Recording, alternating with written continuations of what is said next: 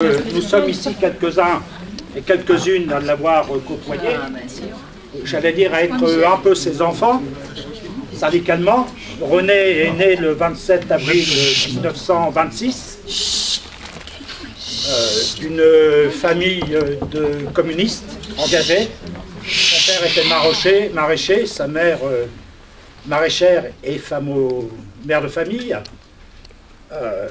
René a la particularité d'avoir été, alors qu'il avait tout juste 18 ans, en 1944, mis devant le peloton d'exécution dans la région de Bar-sur-Seine, et d'avoir échappé à la mort, contrairement à ceux qui étaient autour de lui, qui tous sont morts de cette exécution. René a échappé miraculeusement d'une certaine façon, puisque l'officier allemand ne lui a pas mis le coup de grâce, comme il était de coutume, entre guillemets, dans l'attente.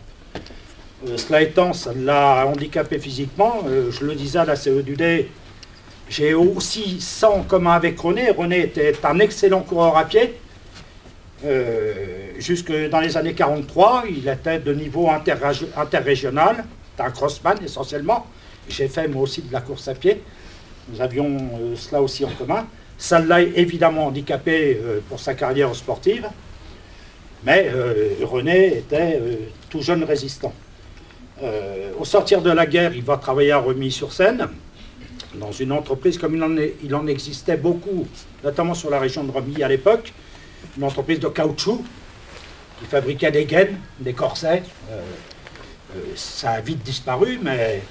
il était évidemment adhérent à la CGT, c'est délégué du personnel dans son entreprise.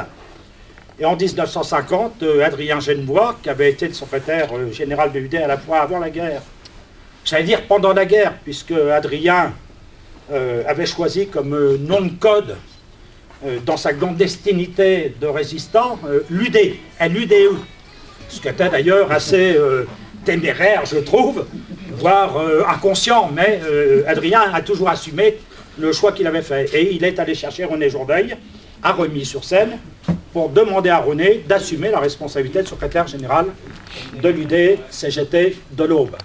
Ce que René a fait donc jusqu'au 16 janvier 1986, date à laquelle j'ai eu l'honneur de succéder à cette responsabilité à René Jourdeuil. Ceux qui l'ont connu savent que René a été, dès le début des années 70, malade. On a été quelques années, le corps médical a été quelques années à chercher ce dont souffrait René, séquelles de la guerre, de sa blessure. C'était des problèmes essentiellement de reins, des problèmes dorsaux. Et dès 1976, ils ont découvert que René souffrait d'une insuffisance rénale. Il sera dialysé pour la première fois en décembre 1978, alors que s'ouvre le 40e congrès confédéral de la CGT à Grenoble, et il me demandera de représenter la direction de l'Union départementale en tant que membre du comité confédéral national à ce congrès de Grenoble, alors que Georges Chegui est le secrétaire général de notre organisation. Sa santé va aller en se dégradant, il sera dialysé 3 jours par semaine. J'ai quelques souvenirs perso qui font qu'il nous arrivait de tenir la réunion du secrétariat de l'Union départementale au pied de sa dialyse, de son appareil, ce qui était d'ailleurs assez éprouvant. J'ai failli, moi, une fois, à Sainte-Savine, il habitait encore à Sainte-Savine à l'époque, tomber dans les pommes. Son épouse, Régine, avait du mal à trouver la veine pour le brancher. Et René, pour ceux qui le connaissaient, était à la fois patient et à la fois quelquefois impatient, et rouspétait un peu après son épouse. Et puis moi, de voir les piqûres se succéder et le sang couler, j'avais eu quelques vapeurs. Son épouse s'en est aperçue, m'avait dit « Marcel, va dans la salle à manger, tu reviendras quand j'aurai fini de le brancher ». Et on tenait le secrétariat alors qu'il était en autodialyse à domicile. Voilà, ça c'était René. Je le disais aussi à la CEDUD, je ne sais plus en quelle année précisément, j'étais secrétaire général de l'UD, il nous a fait le coup d'une grève de la faim dans les locaux de la caisse primaire d'assurance maladie qui était au corps Place Langevin. Son épouse de m'appeler, le directeur de la CEPAM de l'époque qui s'appelait Hologne de m'appeler aussi et de me dire il faut vraiment qu'on sorte René de cette situation, il est capable de se laisser mourir alors qu'il devait faire sa dialyse. D'ailleurs, il avait sauté une dialyse, ça lui arrivait quelquefois, hein, mais J'ai raisonné René, alors c'était pas facile de raisonner René pour ceux qui l'ont connu, d'autant que j'étais encore un gamin par rapport à lui, mais il a cessé sa grève de la faim et il a obtenu quand même satisfaction sur les revendications qu'il portait, qui touchaient essentiellement aux questions de centre de santé, etc., qui sont encore des questions d'actualité, hein, malheureusement. René n'a jamais souhaité, ou plus précisément a toujours souhaité qu'on ne lui rende pas d'hommage particulier.